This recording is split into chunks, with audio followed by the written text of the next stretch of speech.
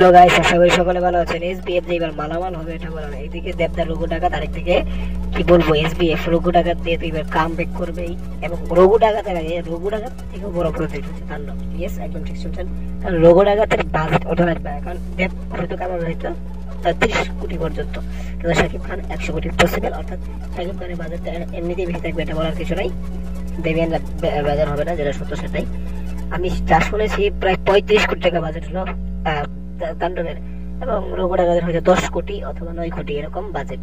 তবে মেগাস্টার যেহেতু দেবের থেকে কিন্তু অনেক বড় মেগাস্টার, এখানে রাগ করবে নেই, মানে রাগ করবেন না, এটা যেটা সত্য সেটা সত্যই। তো দুজনেই তো বক্স অফিস কিং, তো এবার তো খেলা জমে যাবে। বয়সও সিনিয়র, আইসিও সিনিয়র, সব দিক দিয়ে যাই হোক দুজনেই বক্স অফিস কিং।